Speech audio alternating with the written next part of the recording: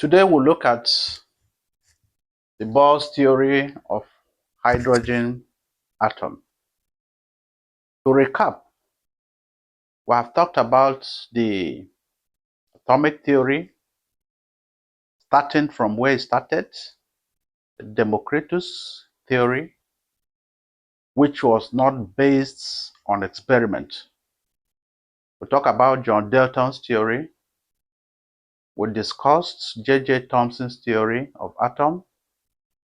We talk about Rutherford's model of atom. We talk about Niels Bohr's model, and the present one, which is the quantum mechanical model, which Schrödinger and others discussed. But for the purpose of this class, we'll look at the Bohr's theory of hydrogen atom, which is basically formed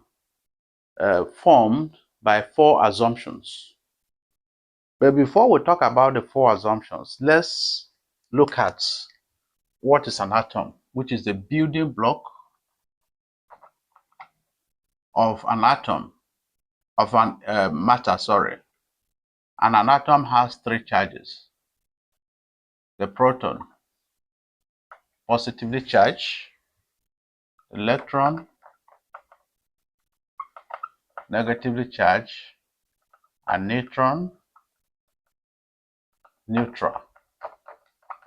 It has no charge. So when you look at the nucleus of an atom comprised of the proton, that is positively charged, and neutron, that is neutral. It has no charge. So the composition of the nucleus is the proton and the neutron. And then on the orbits, the electron is found, that is positively charged, negatively charged rather, is found revolving around the nucleus. So the implication here is that the nucleus is positively charged. On the shell, we have a negatively charged electron moving around the orbit. Experiment has shown that the mass of the electron is negligible. And this proton and neutron, they are massive. And that's the reason why they are found at the nucleus. So when you talk about the first assumption, that the electron moving, the first assumption says that the electron moving around the orbit is moving in the circular path around the orbit under the influence of Coulomb's force. And what is this Coulomb's force all about? Coulomb stated that the force of attraction or repulsion between two given charges is given as this: Q1, Q2, all over R squared.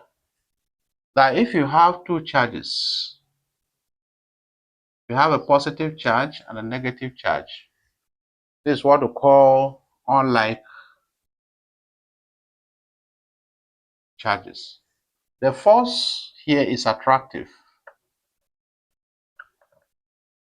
And if you have a negative and a negative, this is what we call like charges. And the force here is what? Repulsive. The same way if you have positive, positive. So Coulomb said that the force of attraction or repulsion between two given charges is directly proportional to the product of the charges and inversely proportional to the square of the distance separating the two charges. So let's look at this. Here we have the positive charge and the negative charge moving around the orbit. So definitely the force that exists here is an attractive force. And that's the reason why the first assumption said that the electron moving around the orbit in the circular part is under the influence of Coulomb's force. And we know that Coulomb's force in this case will be E squared all over 4 pi E naught R squared equal to mv squared all over R. The Coulomb force is equal to the centripetal force. We know what centripetal force is. So this is moving in the circular path. So centripetal force is mv squared all over R, and this is the Coulomb's force. And then the second assumption is that since this electron is moving in the circular path, it has an orbital angular momentum given as mv r equal to nh all over 2 pi. nh all over 2 pi. And this is equation 2. And the third assumption rather, is that the electron moving on the orbit does not emit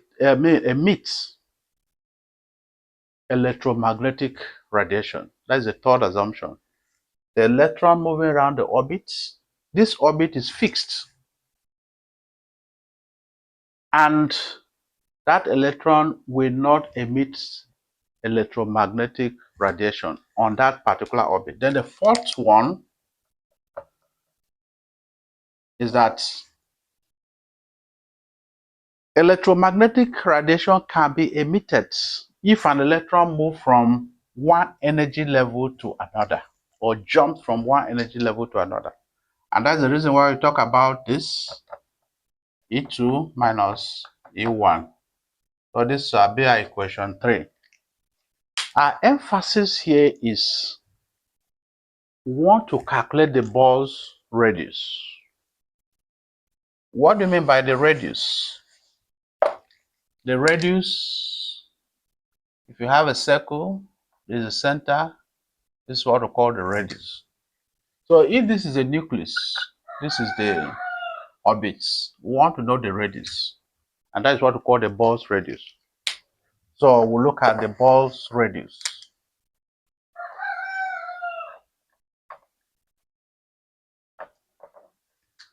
So from this equation 2,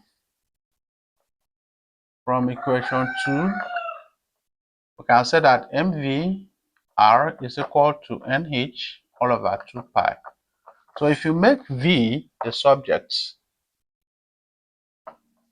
if you cross multiply, we have mv r times 2 pi equal to nh.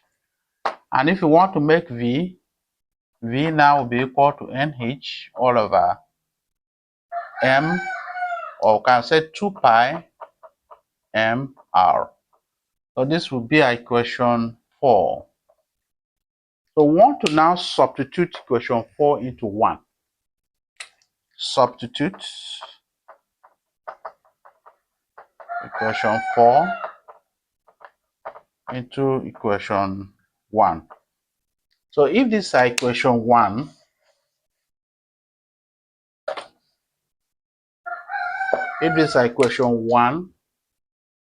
we say that E square all over 4 pi E naught R square equal to M into, this is where the substitution comes in, NH all over 2 pi MR squared divided by R all over 1. Hope that is clear. So we need to square this. The square n, that gives us n square h square all over 4 pi square m square r square. So we can write this as E square all over 4 pi E naught r square equal to m n square h square all over 4 pi squared m square r square times 1 over r. So from here, we can